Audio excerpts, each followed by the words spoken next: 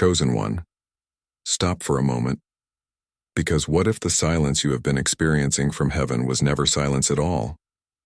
What if your Father in heaven has been trying to get your attention through the very things you almost dismissed?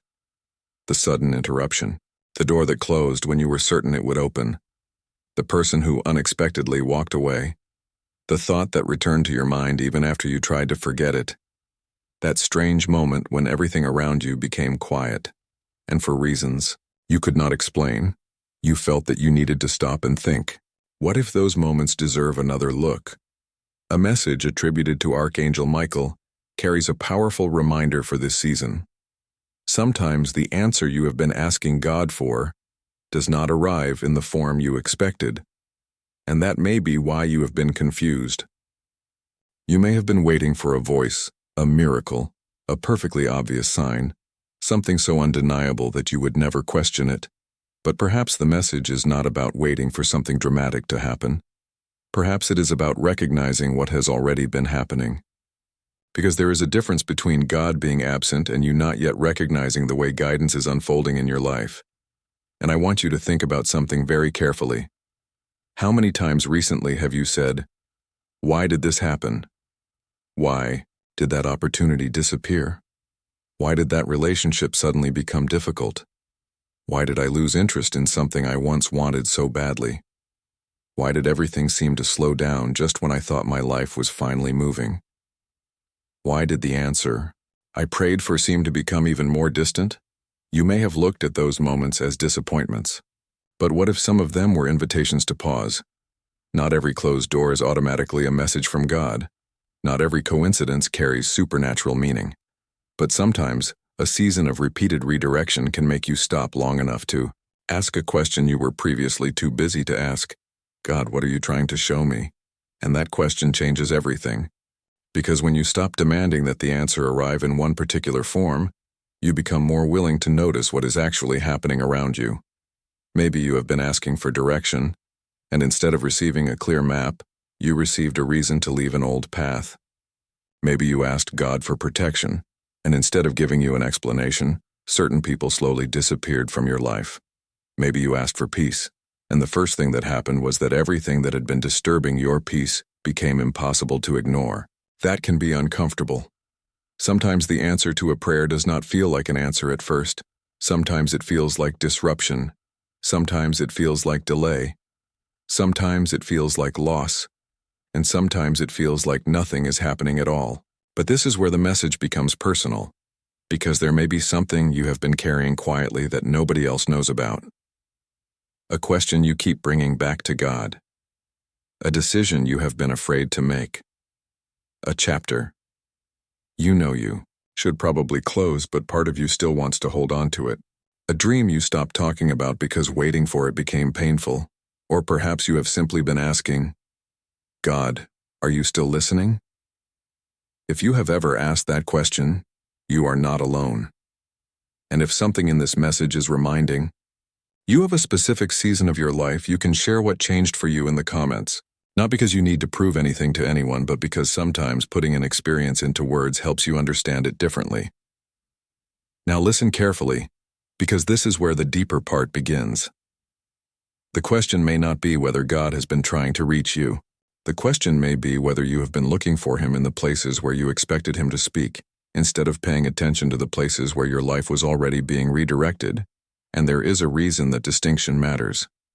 Because if you are constantly waiting for a spectacular sign, you may overlook the quiet patterns, the repeated conviction, the persistent feeling that something needs to change, the wisdom that keeps returning, the opportunity that keeps pulling you toward growth, the environment that no longer feels aligned with the person you are becoming, the peace that arrives when you finally release something you were desperately trying to control.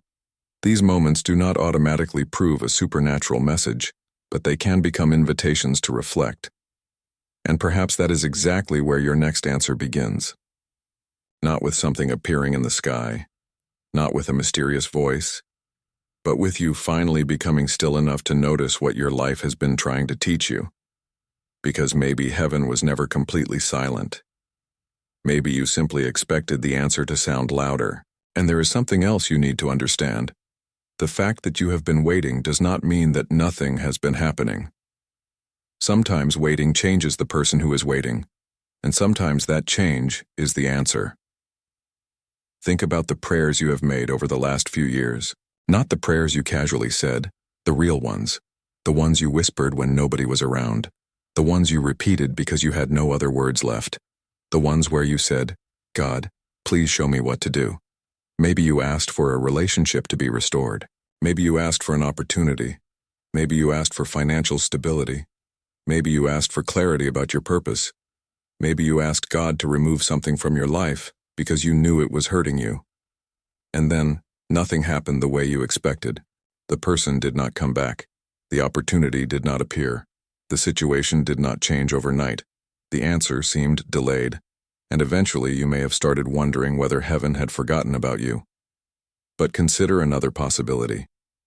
What if the answer required something inside you to change before the outside situation could make sense? This is one of the hardest things about waiting.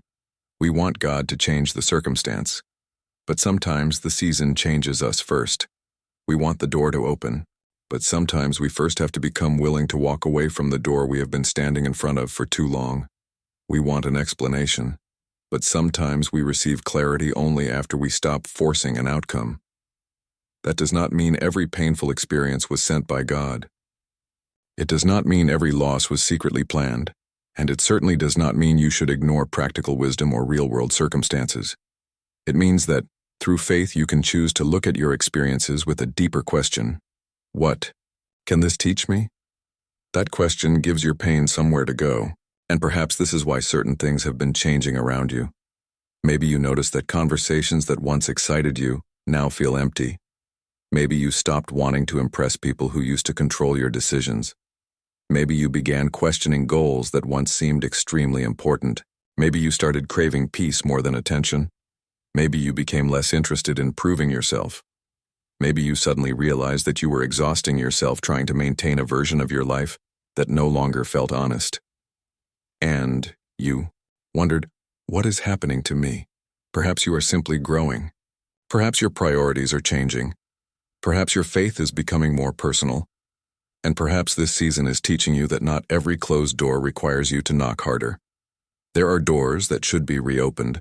There are doors that should be walked away from. And there are doors where you need to pause and ask for wisdom before deciding what comes next. That is why discernment matters. Because fear can sound like intuition. Desperation can sound like faith. And impatience can disguise itself as certainty.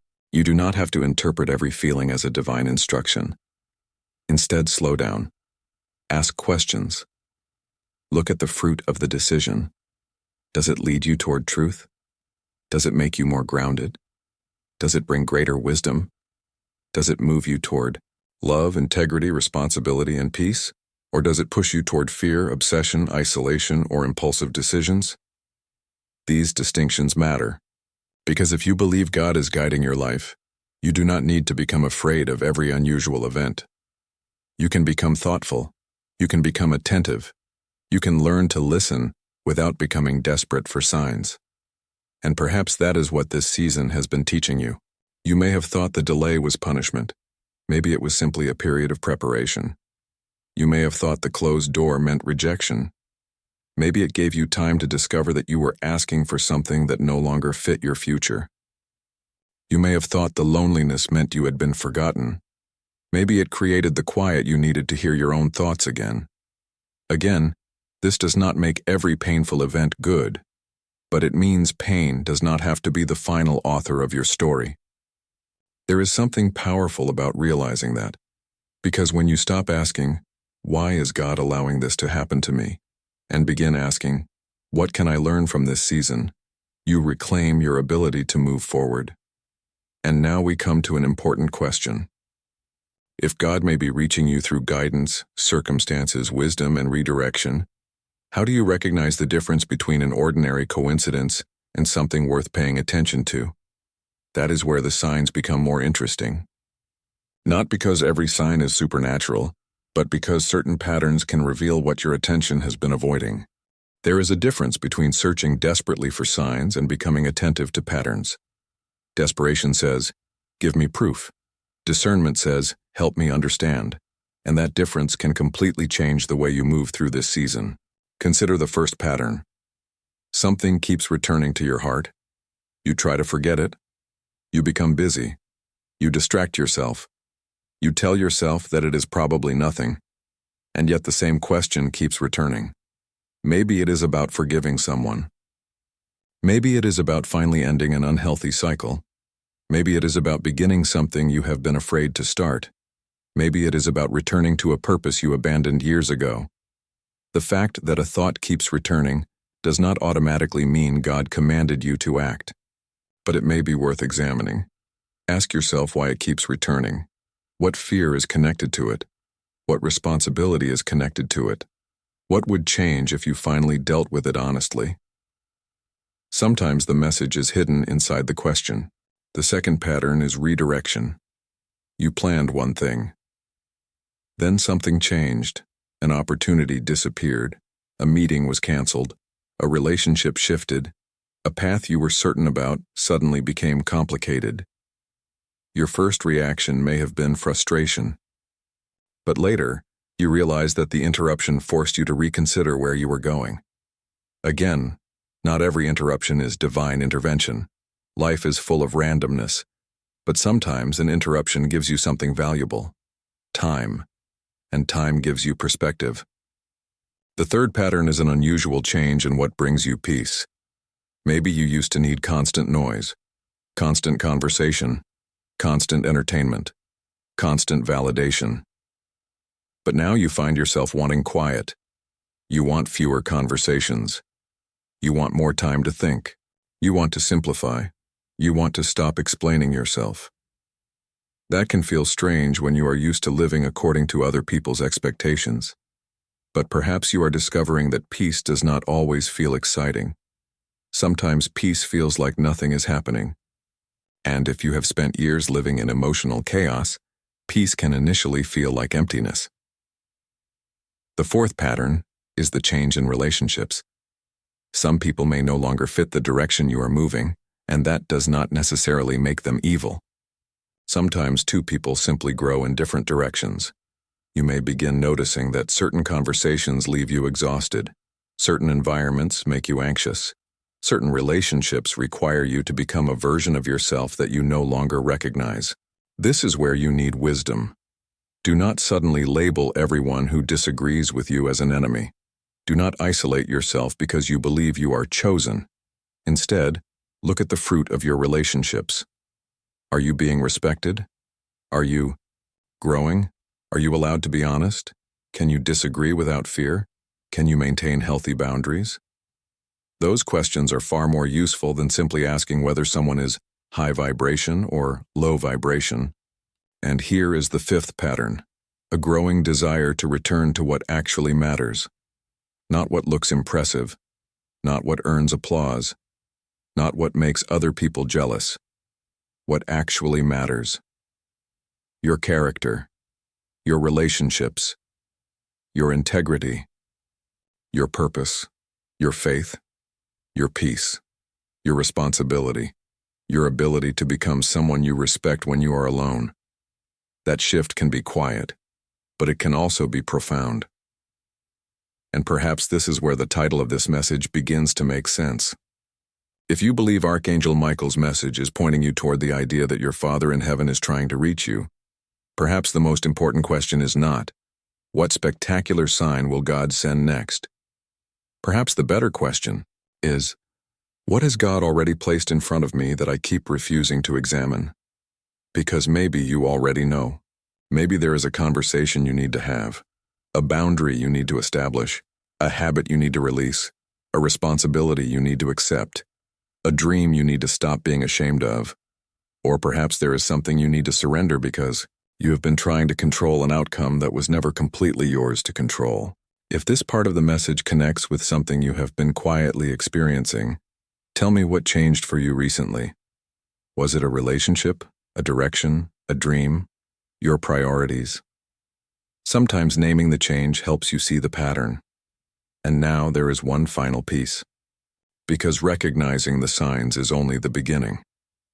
The deeper question is, What happens after you finally realize that the silence may have been teaching you how to listen? Part 4. The message you were meant to notice. Maybe you have been waiting for God to give you an answer. But perhaps the first answer is simply this. Pay attention. Pay attention to what repeatedly brings you back to truth. Pay attention to what you keep avoiding. Pay attention to the places where fear has been making decisions for you. Pay attention to the relationships where you constantly abandon yourself just to keep the peace. Pay attention to the opportunities that require courage rather than desperation. And pay attention to the kind of person you are becoming while you wait, because that may be the part you have missed.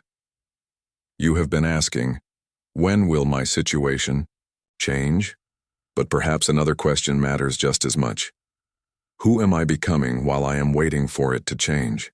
That question takes you deeper, because your life is not only defined by what happens to you, it is also shaped by what you learn, what you release, what you choose, what you refuse to repeat, what you finally understand, and what you become willing to trust. So if this message has reached you during a confusing season, do not feel pressured to manufacture a sign. Do not force a meaning onto every coincidence. Do not make a major decision simply because you heard something in a video. Take the message as an invitation to reflect. Pray. Slow down. Seek wisdom. Talk to people you trust. Look at the facts. And then ask God for clarity. Because genuine faith does not require panic. You do not have to chase every door. You do not have to convince every person. You do not have to force an answer. Sometimes the most faithful thing you can do is become still enough to recognize what is already clear. And perhaps that is why certain things have been bothering you lately. Perhaps you are becoming aware of what you once tolerated. Perhaps your conscience is asking you to live differently. Perhaps your priorities are changing. Perhaps the old definition of success no longer satisfies you.